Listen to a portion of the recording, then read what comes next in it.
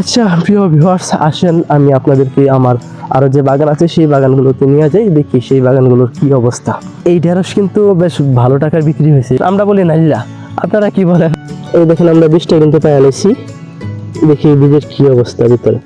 আসসালামু আলাইকুম ওয়া রাহমাতুল্লাহ। সম্মানিত প্রিয় ভিউয়ার্স, কেমন আছেন? আশা করি সবাই ভালো আছেন। আল্লাহ তাআলার রহমতে শারীরিক দিক দিয়ে আমি সুস্থ আছি, কিন্তু আসলে মানসিক দিক দিয়ে ভেঙে পড়ছি। কারণ হইলো আমার পেঁপে বাগানে দেখছেন কি অবস্থা। তো যখন পেঁপে বাগানটা প্রথম একটু সমস্যা হয়েছিল, বৃষ্টি একাধারে 10 দিন মতো বৃষ্টি পড়ছিল, তো তারপরে ভাবছিলাম যে হয়তো আকাশটা ঠিক হয়ে গেছে, যে কারণে ভাবছিলাম যতটুকু ক্ষতি হওয়ার ততটুকু হয়েছে, ওষুধ দিলে মনে হয় সমাধান হয়ে যাইব। কিন্তু না, অনবরত বৃষ্টি পড়তে আছে। বৃষ্টির কারণে যে গাছের মধ্যে ওষুধ দেওয়ার পরে যে ওষুধটা কাজ করবে তেমন একটা পরিবেশ হয়েছে না।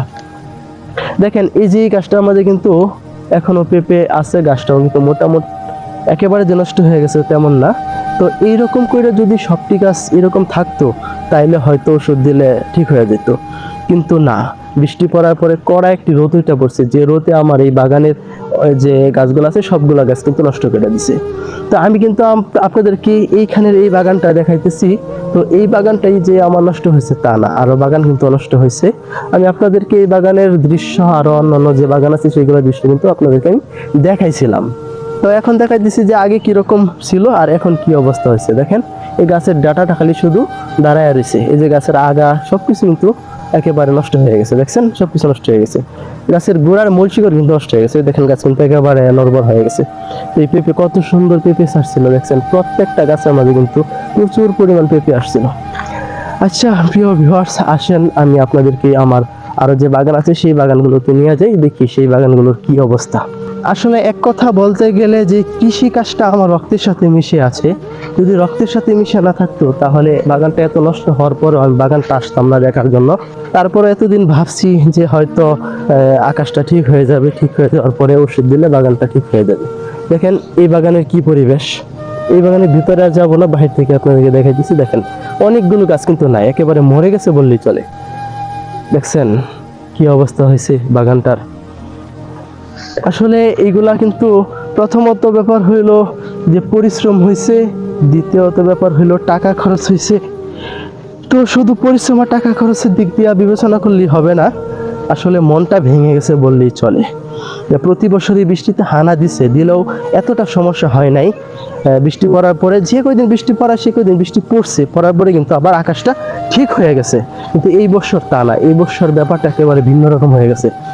একদিক দিয়ে বৃষ্টি পড়ছে, আরেক দিক দিয়ে রোদ উঠছে, আবার বৃষ্টি পড়ছে, আবার রোদ উঠছে। ঠিক এইভাবেই চারাগুলো কিন্তু নষ্ট হয়ে গেছে। যদি একাধারে রোদ না উঠতো, খরা রোদ না উঠতো, তাহলে হয়তো মনটা বলে যে এতটা সমস্যা হইল নইলে। তো যেদিন বৃষ্টিটা থামছে ওই দিনই কিন্তু একেবারে একদম এমন রোদ উঠছে যে রোদের সাথে টিকায় যায় না। আসলে যারা কৃষক তারাই বুঝবে এই যন্ত্রণাটা। যে অনেকেই বলে যে চেষ্টা করলে সব কিছুর উপায় হয়, আসলে তা না। চেষ্টা করলে যে সব কিছুর উপায় হয় তা কিন্তু কখনোই না, কারণ প্রকৃতির কাছে মানুষ হেরে যায়, চেষ্টা করলেও হেরে যায়। আচ্ছা যাই হোক, এই দুঃখের কষ্টের কথা যে বললেই সব কিছু সমাধান হয়ে যেতেছে তা না। এই দুঃখ কষ্টের মাঝেই মানুষ বেঁচে থাকে। মানুষের জীবনে কত কিছু হয়, কত কিছু ঘটে। আল্লাহ তাআলা হয়তো কোনো না কোনো কিছুর মাধ্যমে সফলতা অর্জন করার তৌফিক দান করেন আল্লাহ তাআলা। দেখেন এই বাগানটার কত সুন্দর স্ট্রাকচারে বড় হয়েছিল। আমি এই বছর ধরে রাখছিলাম যে প্রচুর পরিমাণ ফলন আসছে, এই বছর আমি খুব লাভবান হইব, কিন্তু না। দেখেন মানে হাতে গোনা কয়েকটা গাছ বাদে বাকি সবগুলো গাছের একই অবস্থা। যাই হোক, আমি যে লাস্টে একটা বাগান লাগাইছিলাম সেই বাগানটা এখন দেখালাম। সেই বাগানটা দেখানোর পরে আমি আপনাদেরকে আরেকটা জিনিস দেখালাম, সেটা হলো যে লাল ঢেঁড়সের বীজ লাগাইছিলাম। সেই লাল ঢেঁড়সের বীজের কি অবস্থা সেটা দেখলে আপনারা হতাশ হবেন। আমি এই বাগান থেকে বাহির হইলাম, এখন যাইতেছি আমার যে আরেকটা বাগান আছে সেই বাগানের দিকে। আসলে পেঁপে চাষ করলে আমি মনে করি উঁচু জায়গাতে পেঁপে চাষ করতে হবে, আর পেঁপের মাঝে প্রচুর পরিমাণ উঁচু করে ড্রেন দিতে হবে। নালা যদি উঁচু করে না দেওয়া হয় তাহলে কিন্তু পেঁপে চাষ করে সুবিধা হবে না, পেঁপেতে কিন্তু একেবারে একদম ধরাধ্বংস অবস্থা হয়ে যাবে। তো এই বাগানের কয়েকটা গাছ মোটামুটি মনে হয় ভালোই আছে। দেখেন তো আপনারা, অনেক গাছ একেবারে নষ্টের পথে, আবার অনেক গাছ আছে যে না মোটামুটি ভালোই। আসলে আমি নিজেই বুঝা কুল পাইতেছি না যে এই বাগানটাকে আমি রাখবো নাকি বাইঙ্গে অন্য কিছু চাষ করাম। আমি এই চিন্তার মাঝে পড়ে রয়েছি, সিদ্ধান্তটা নির্ভর পারতেছি না। আপনারা কমেন্ট করে একটু সিদ্ধান্তটা জানিয়েন যে আপনাদের এমন বাগান কি ঠিক হয়েছে কিনা, কি কোন ওষুধ দেওয়াতে ঠিক হয়েছে নাকি, এটা আপনারা অবশ্যই কমেন্ট করে জানায়েন। আচ্ছা যাই হোক, আমরা এখন যাইতেছি আমাদের লাল ঢেঁড়স চাষ করছি যে সেই লাল ঢেঁড়সের বীজের কি অবস্থা। আমরা কিন্তু বৃষ্টির আগে লাগিয়েছিলাম, এখন দেখি কি অবস্থা। আসেন একটু দেখে আসি। আলহামদুলিল্লাহ, আমরা আস্তে আস্তে আমাদের বাগানের ভিতরে এসে পড়ছি। এটা হলো আমার বাগানের গেট।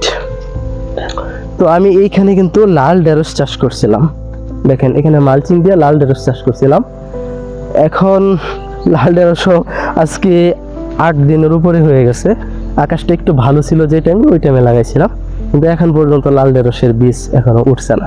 তার মানে বোঝা গেছে এই বীজগুলো কিন্তু নষ্ট হয়ে গেছে। আসলে আমরা একটু খুঁচিয়ে কাচিয়ে দেখি যে এই বীজগুলা কি অবস্থা। আসলে একটু দেখি।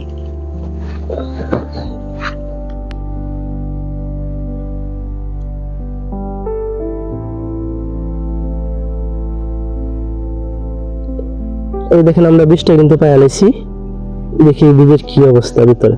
এই দেখেন নষ্ট হয়ে গেছে বীজটা, একবারে পচে গেছে, দেখছেন একবারে পচা একদম নষ্ট হয়ে গেছে। মানে এই বৃষ্টি যেন থামতে আছে না, আর কৃষকের যেন ফসল ফলতে আছে না। আসলে কি করাম, মানুষ তো ভাগ্যের কাছে হেরে যায়, তাই না? ভাগ্য ভালো না হয়তো, এই কারণে এই ফসলগুলো চাষ করে হেরাও ফলাইবার পারতেছি না। যাই হোক, এদিকে পাট লাগাইছি, এটা হলো কি জানি পাট বলে, এটা কি মেসট, মেসট। এই যে মেসট নাইলা লাগাইছি, মেসট আমরা বলি নাইলা, আপনারা কি বলেন সেটা কিন্তু জানায়েন। আমরা কিন্তু নাইলা বলি। দেখেন মেসট নাইলা লাগাইছি, বেশ ভালো হয়েছে, মোটা হয়েছে, খারাপ না, ভালোই হয়েছে।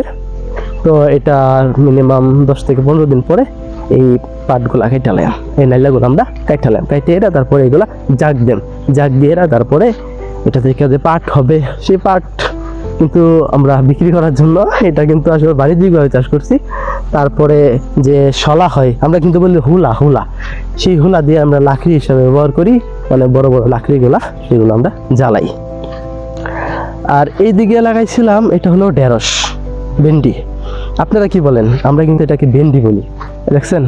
এই দেখেন এটা হলো ঢেঁড়স। এই ঢেঁড়স কিন্তু বেশ ভালো টাকার বিক্রি হয়েছে। এখানে হইলো 1.5 কাঠা জায়গা, আমরা 1.5 কাঠা, আমাদের 1 কাঠা হইলো 7 শতক, তাহলে 1.5 কাঠা কত শতক একটু হিসাব করে জানেন।